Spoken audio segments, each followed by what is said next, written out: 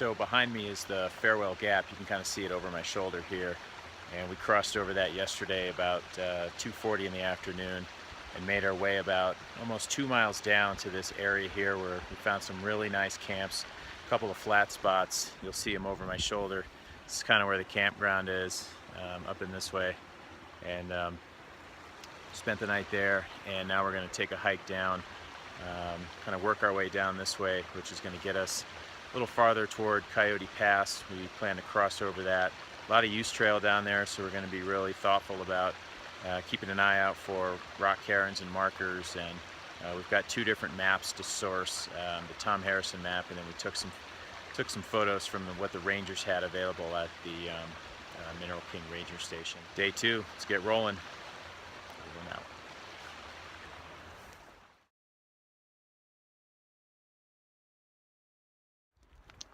Okay, I'm about 2 miles south of the Farewell Gap, maybe close to 2.5, and we are following the trail towards Coyote Pass. The trail is not too well maintained here. It's a bit of a bushwhack. A lot of high growth. Nature seems to be really taking this trail back. You could tell the Forest Service hasn't really put any resources out here in a long time. We do see some footprints from other travelers, but as you can tell, kind of take a look, this trail has a lot to be desired, a lot of high growth. So I don't suspect we'll see a lot of other travelers out here. It's bow hunting season, so we did see a guy in a ghillie suit with a bow, and he was going out to try to get some buck. Right now we're heading down towards, on the map, it's called Broder's Cabin Site. So we think we have to drop down a couple hundred feet, get a little closer to the Little Kern, which is basically over my shoulder down at my side here. And you could tell I'm in some pretty high stuff right now, but the trail picks up every now and then, so we're just keeping our eyes peeled and making a run at it. Over and out.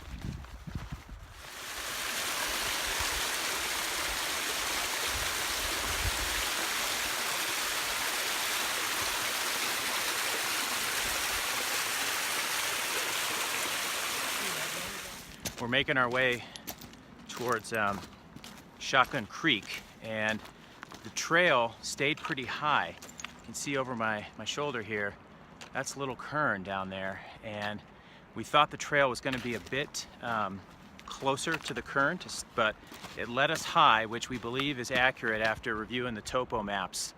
And this looks like it's going to hug a ridgeline, and we're basically separating from Little Kern and making our way around the ridgeline, which is behind me, and make it around that to get to Shotgun Creek, and then continue to stay on the trail towards Coyote Pass. This has been a real sketchy trail through this boulder scree at my feet, and you really need a set of hiking poles if you're going to do this, because you got to keep your footage on this. It's a bit slick in some spots.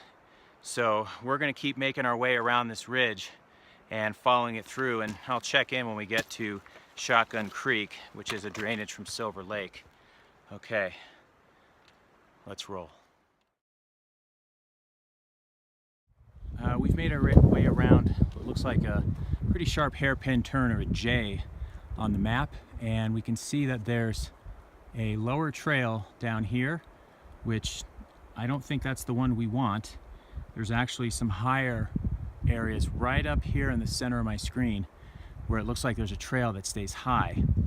And based on what we saw at the ranger station, we're thinking we're going to stay on that higher trail, but we'll certainly check our maps along the way.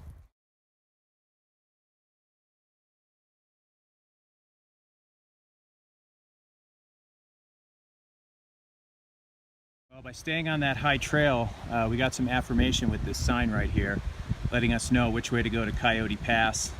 So we're going to keep on this trail and follow it through. This area is Shotgun Creek. We saw a sign, a marked sign, right in the center of my screen here to go towards Silver Lake. So we just crossed it. The first crossing is a total bushwhack. You're climbing over down trees, and the creek actually passes underneath you through a boulder field, down trees. It's a real mess, and we've just reconnected with the trail. So let's kind of give you an idea of what we're on now, heading towards Coyote Pass, 6 miles from here, according to the sign that we just saw. So we're definitely on the higher side of the ridge. We saw a trail lower that was farther down here, but very unclear as to how to get there if you are trying to get there. But right now, this is the trail to Coyote, and so far it seems to be at least it's not a bushwhack here, so we're pleased with that.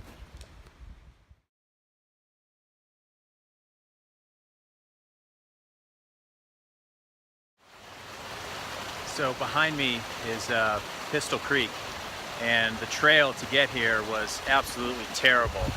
We had to climb over manzanita, climb over several down logs. Some massive sequoia trees are down. I don't think a trail crew's been back here since 1989. It's an absolute joke of a trail. So we're still carrying on. We're probably 4 miles from Coyote Pass, and we're going to start continuing due east over my shoulder this way, where we're going to head towards Rifle Creek. I believe is going to be the next major water source. So right now we just stopped to take a lunch break, but yeah, this trail conditions here are, in some spots you can't even call it a trail. It's pathetic. All right, well, that's all we know for now. Over and out.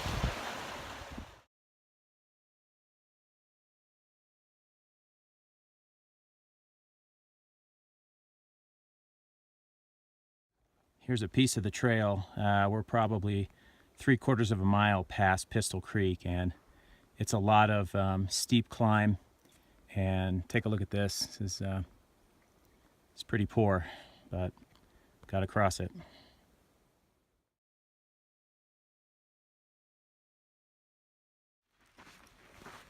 So we had a good climb up from Pistol Creek, and we hit this spot here where it's a little tough to spot where the trail goes.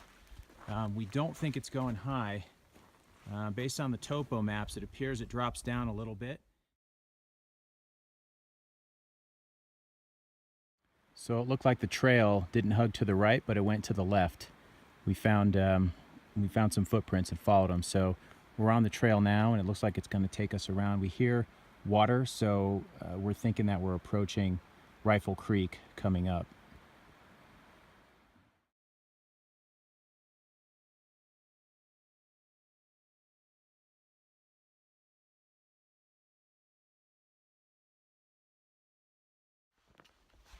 So we're making our way towards the last ascent to Coyote Pass. This has been more bushwhacking. We had a real tough time keeping on the trail. What we've had to look for, which has been the most helpful, are, as you'll see behind me, look at that big tree right next to my head. That marker is what's been marking the trail all along the way. So we found that that's been somewhat our guide. That, maps, GPS, compass. If you're going to do this, which I recommend you don't, you better be pretty confident in your route finding skills. This is no novice trail, not by a stretch. This is definitely an advanced trail. So we're going to grind it out and take the final bump up, and hopefully get up and over here in maybe an hour, we think, and then we'll be at the top of Coyote Pass. Over and out. Well, this is the top. Coyote Pass. Pretty anticlimactic.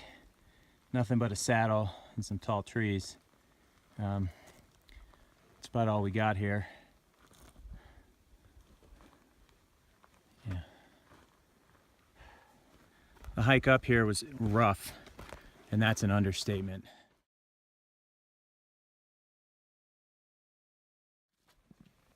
So we just came up to the actual pass crossing. We found the sign We thought we crossed it last night, but we were literally 100 yards away at the most. Here's the other side of the sign. So here's a view of the pass area. Some nice granite formations up here. A lot of flat area up here. And we're taking this trail down.